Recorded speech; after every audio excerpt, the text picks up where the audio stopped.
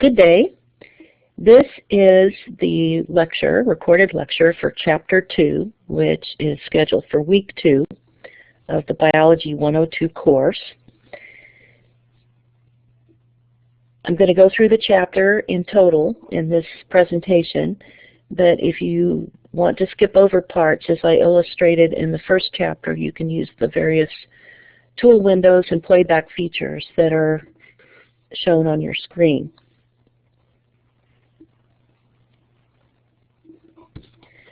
This is a photo of students that are looking at boreal forest in northern Minnesota as part of the B4 warmed study.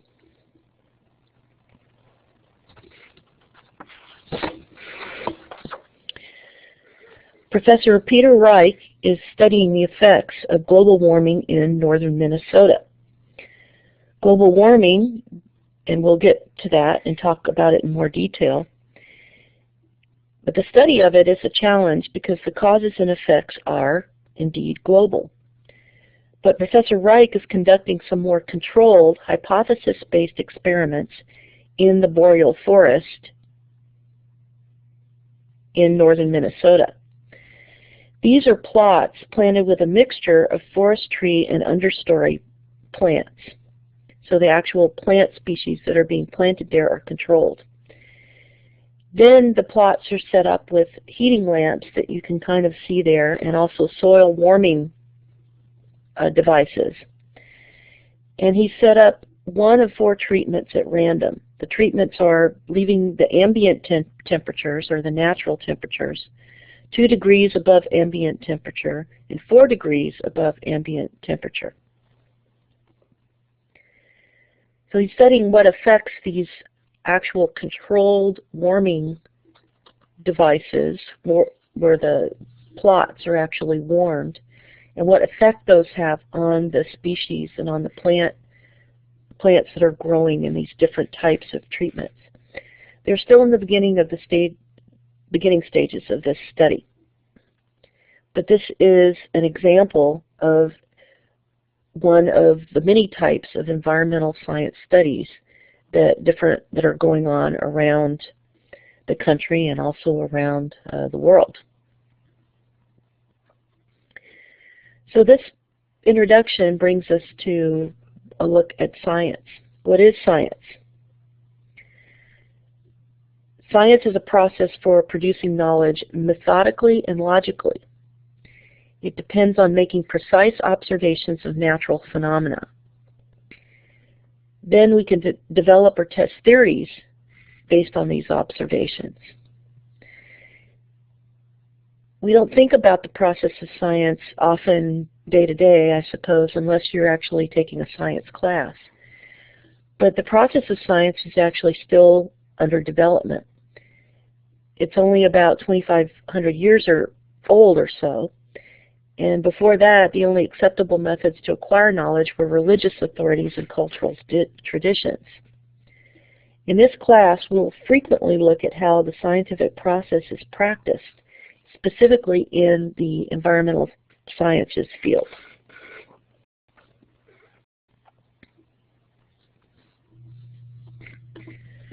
Good science depends on some skepticism and some basic principles. These are outlined in your table 2.1. So take a look at these different ideas about science. These principles form the basis of developing experiments to study natural phenomena. They're also used to build consensus about what we learn. Review these 7 concepts. We will explore these principles of the scientific method as we go forward in the class. So study these terms and reflect on what you understand about the scientific method.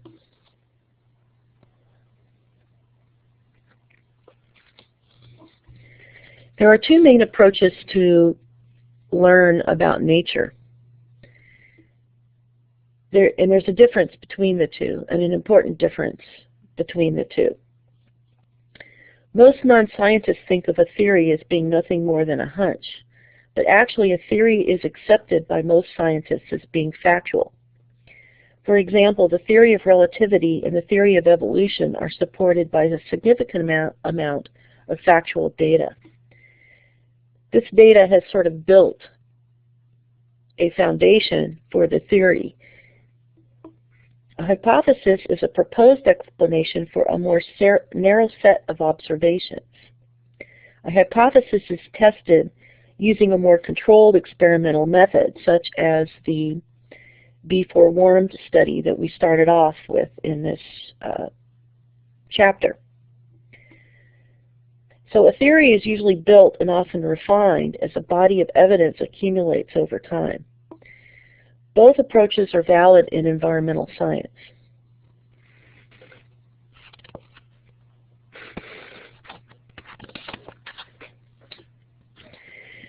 One of the most important aspects of science is to eliminate bias. Human beings actually are very thoughtful and intuitive about their thinking. We can often quickly in our mind's eye summarize information and jump to conclusions. Now that's a very powerful way that we exist as a species.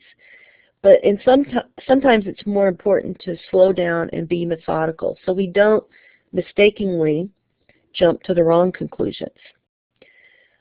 For many important questions, the discipline of scientific investigation is outlined in this chart here, and it's figure 2.3 in your book, is absolutely essential. Would you like your medications to be developed based on a hunch or intuitive thinking? Proper investigation of the effects of medications is a potentially life or death consequence. In all sciences and in environmental science is not an exception. We need to develop testable hypotheses, collect data that is in line with these hypotheses, interpret the data, and draw conclusions. Once we draw those conclusions, we need to subject those to peer review to get that unbiased opinion about what we've learned and what we're concluding from our work. Repetition is also an important point, too.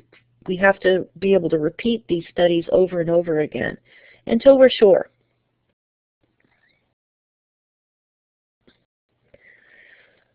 Most scientific work requires statistics. And what are statistics and why are they important?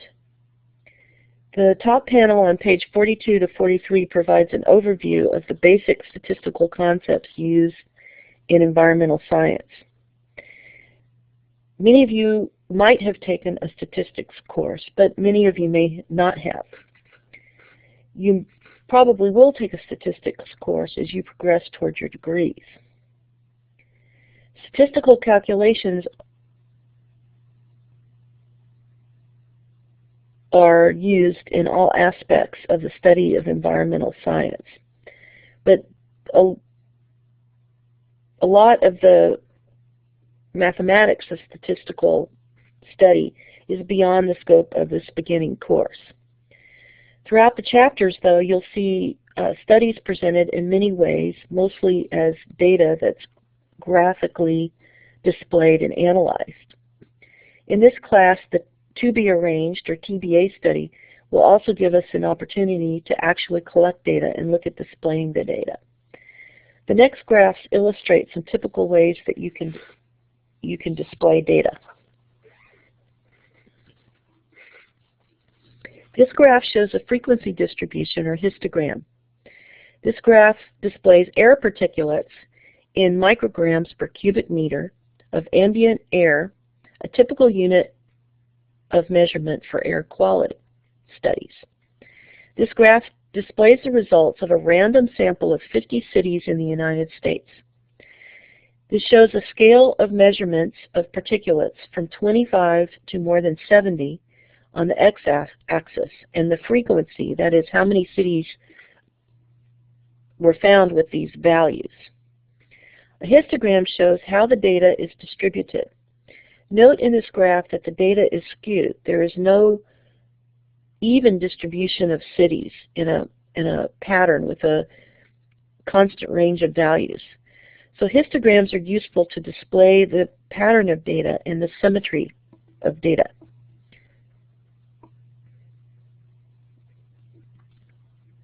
This graph shows a typical plot of data, or what's called a normal distribution. A normal frequency distribution is typically concentrated around the average value, with most of the other values close to the mean. As you get further away from the average, fewer and fewer samples have those sort of outlying values. This type of frequency distribution allows you to calculate a confidence value. The confidence value estimates how close your data represents the entire population correctly. So you can compare the previous graph with this graph and see that if the urban air quality graph followed a normal distribution, it would look more like this.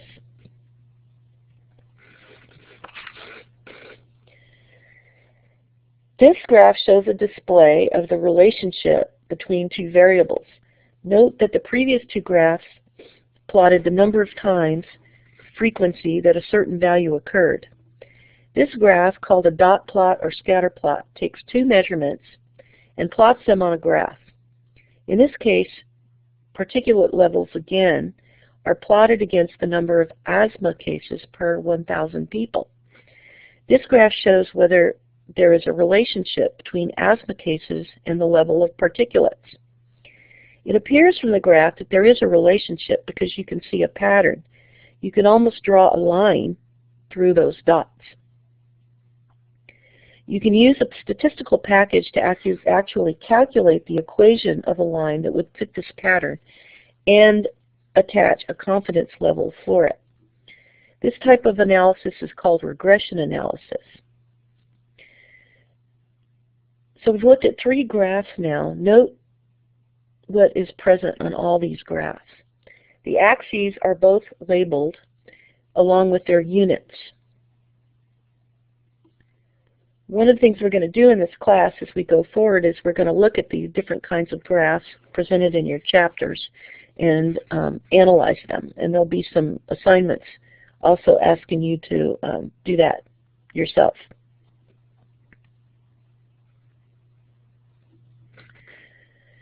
A whole host of other techniques are also used in environmental science.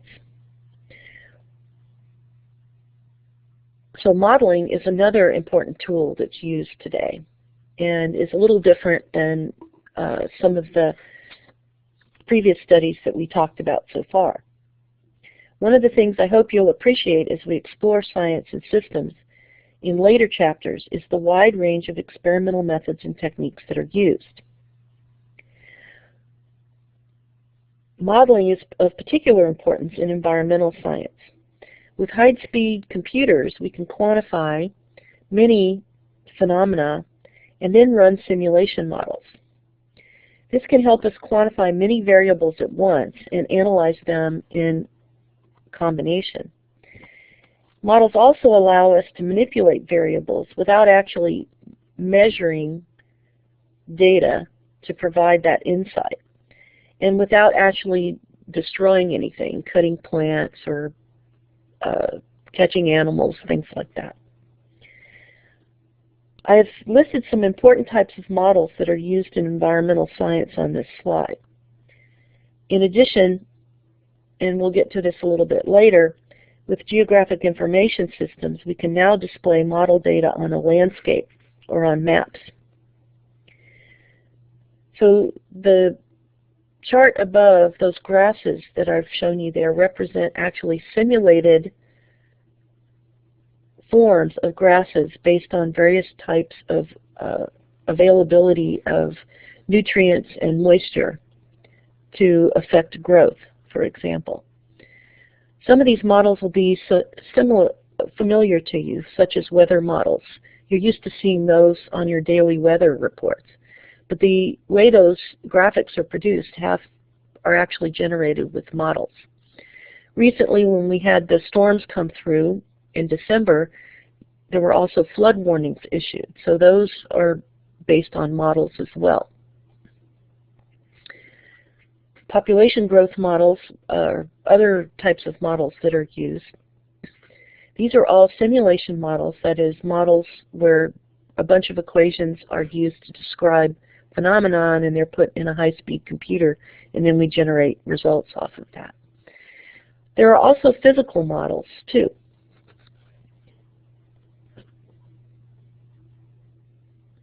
The graphic below is a way I just want to illustrate how a quantification process would occur. So most of you have a concept of a watershed where, for example, a creek drains from the top of the ridge line all the way down to either the entry point to another creek or possibly into the ocean, since we live close to the coast. So you can see sort of a landscape model of different watersheds. And those colored polygons that you see there are areas that are drained by each little piece of a creek system. So if you take one of those and you kind of put it in 3D, you can kind of see what how a watershed can be depicted. Okay. In the actual model, they translate this segment of a watershed that you see there into a mathematical construct. And it actually is similar to an open book, as you can see that. But if you measure the lengths, the length of the book, sort of the height of the book, and the width of the book, and then the depth of the book in the way that if the book is almost closed, the water will run very fast. If it's a very open book, the water will run slowly down the middle point, which is the stream. You can see how you get a mathematical construct, and you can put together a model.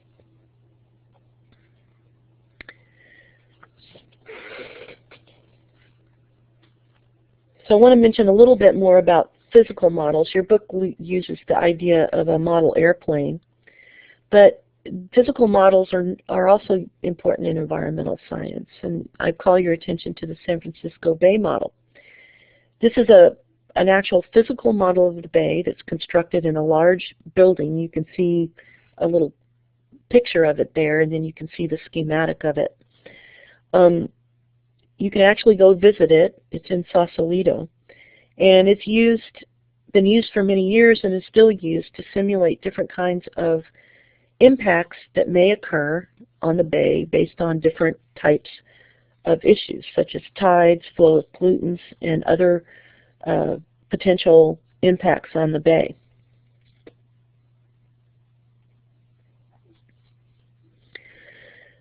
So the series of slides sort of illustrates the importance of statistics, and as I've said, it's beyond the scope of this course to get into statistics too far, but they'll be behind just a lot of the studies that we'll discuss. And it is important to make reliable predictions in environmental science. So ask these questions. Would you want your drinking water to be safe? Would you want a drug prescribed to you to be effective? Do you want your government regulations to be cost effective? So we use the principles of science, the process of science, and statistical analysis all the time. Now let's look at the study of systems. Most of the systems around us are enormously complex.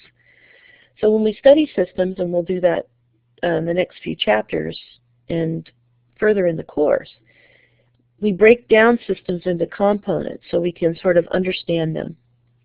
So for example, we may break down a complex ecosystem into feeding relationships and study those, or species interactions and study those. So an ecosystem is a type of system. Many systems produce what we call emergent properties. That is, if you take, for example, the feeding relationships and the species interactions, or how nutrients cycle, the combination of those produce what we call emergent properties. You get something that's more than the sum of its parts.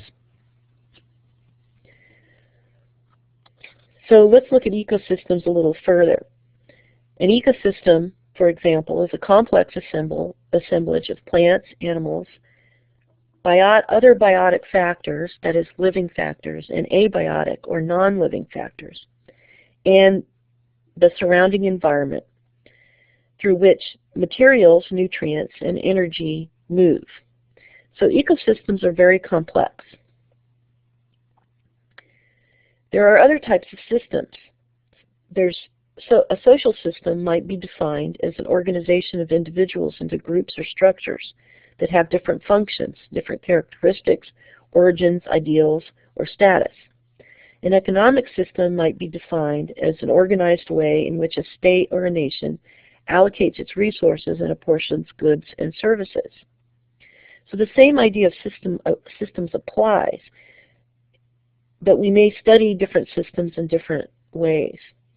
Environmental science in particular does not just involve natural systems. It's not just about the study of natural phenomenon or ecosystems. Social issues, politics, and economics are also important.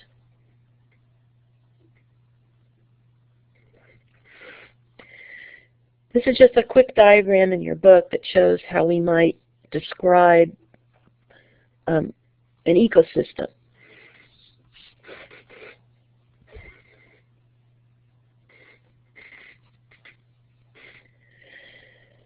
So systems are a central idea in environmental science. So let's kind of look at systems themselves. A system is a network of interdependent components and processes with materials and energy flowing from one component of the system to another. There are concepts that apply to systems in general. Systems can be simplified or described using what we call state variables. A state variable characterizes or quantifies the state of the system. For example, using a natural system, biomass, or a number of species, or in the case of an economic system, per capita values. Systems can be open or closed. Most natural systems are open. That is because matter and energy are exchanged between organisms, the atmosphere, and the soil. Systems also have feedback mechanisms that can be either positive or negative. For example, review the discussion of positive and negative feedback as it applies to grasslands in the chapter. Throughput is a concept of something flowing into, through, and out of a system. So a fishbowl is a great way to illustrate a closed system.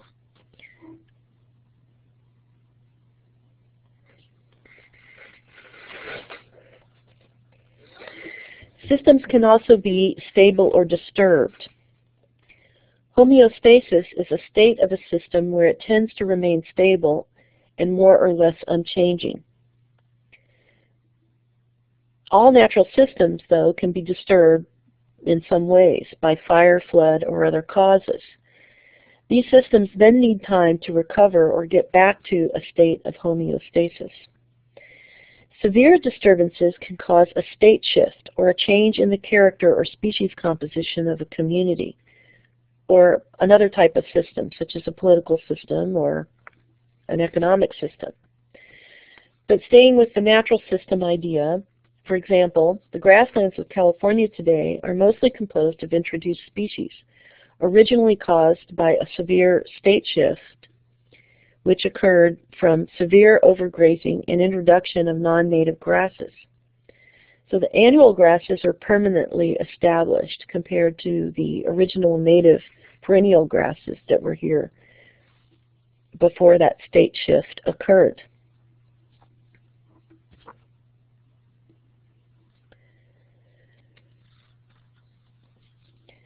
Another part of the consideration of science and systems is scientific consensus and conflict.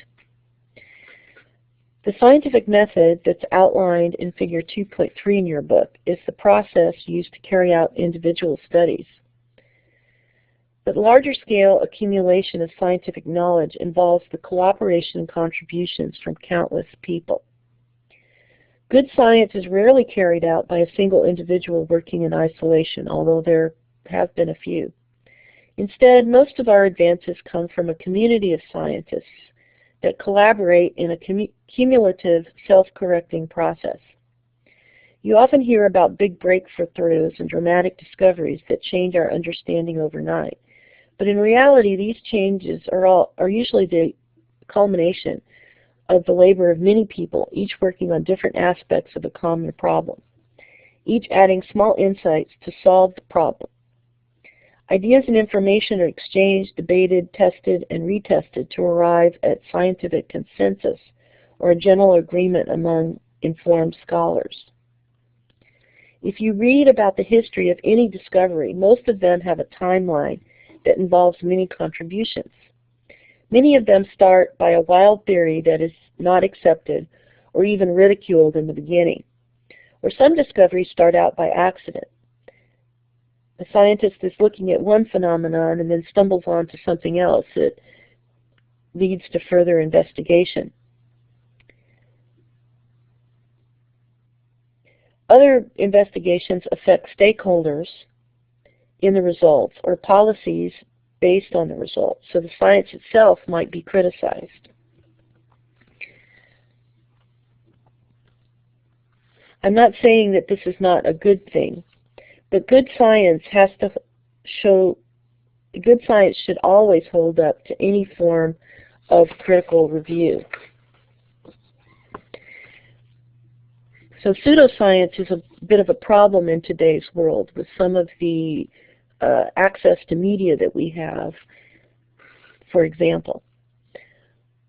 There's some examples given in your book of some of these timelines, such as the ice ages, continental drift, climate change, and dangers of smoking.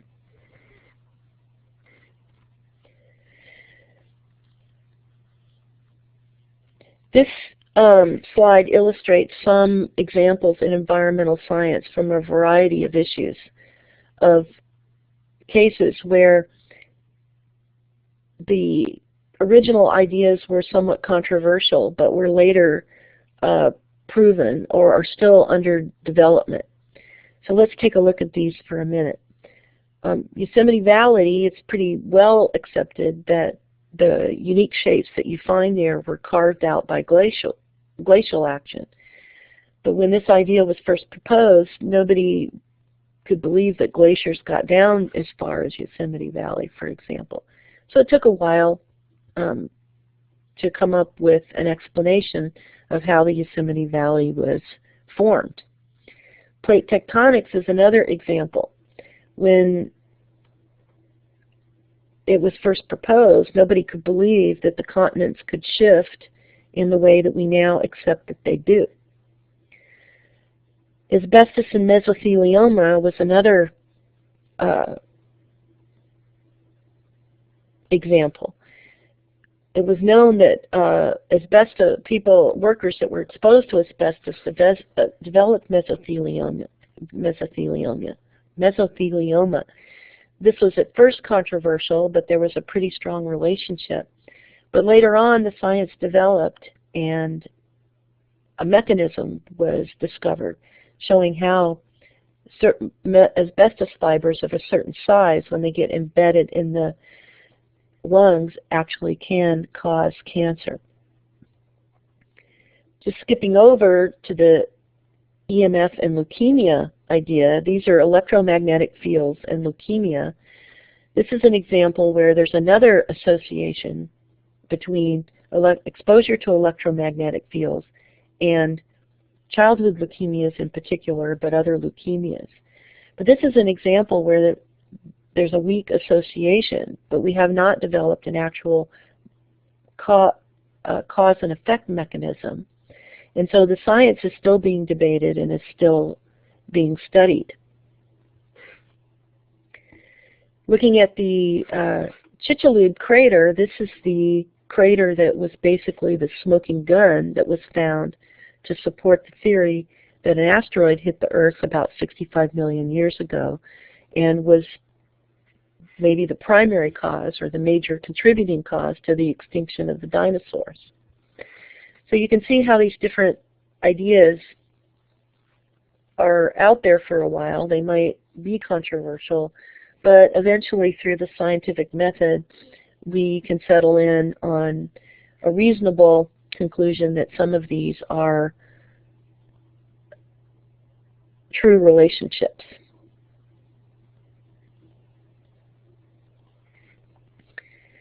As stated previously, we're going to be doing our own science project as part of the TBA program.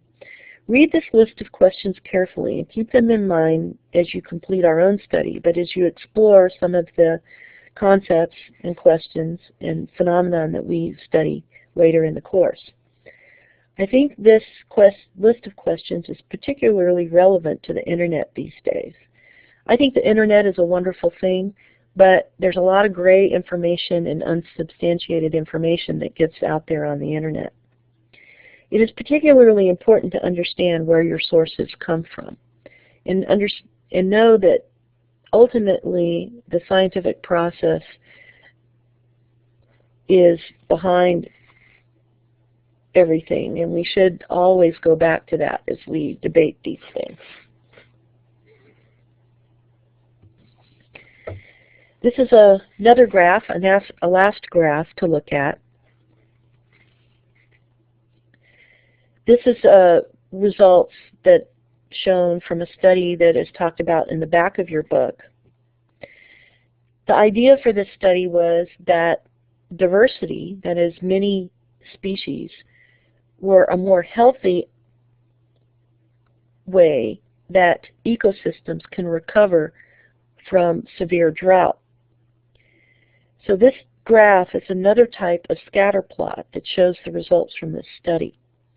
What this graph basically shows is that regrowth after drought was poor for plots with 5 or fewer species. Two variables, a ratio of biomass after severe drought to biomass before drought, and the number of species recorded before the drought, are shown on this graph. Because over 200 plots were used, statistical uncertainty could be calculated for this data. The uncertainty is shown by the error bars on each end of the scatter plot values. Also note how color is used to show the results. When you use the color and you use this type of graph, there's a clear relationship between biodiversity and recovery from a disturbance such as drought.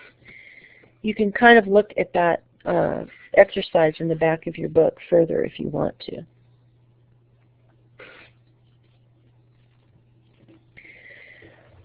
So in conclusion, on Chapter 2, in the next series of chapters, we're going to look at the properties of matter, energy, ecosystems, and living systems.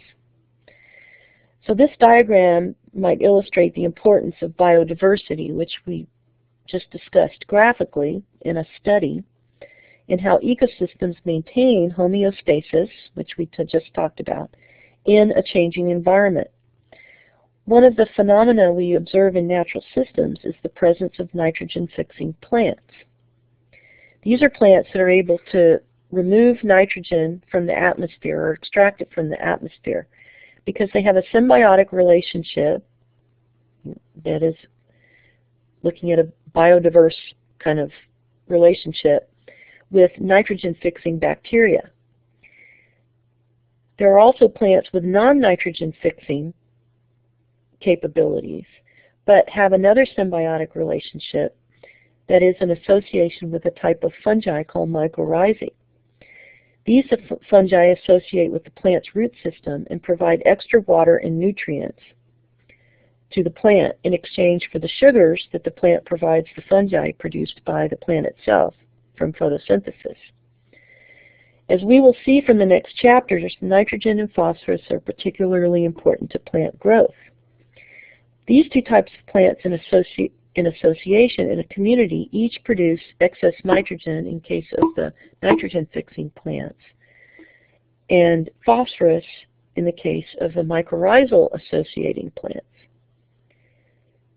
but make these nutrients more available in the soil than they otherwise would have been to support basically a more healthier plant association and therefore a healthier new ecosystem.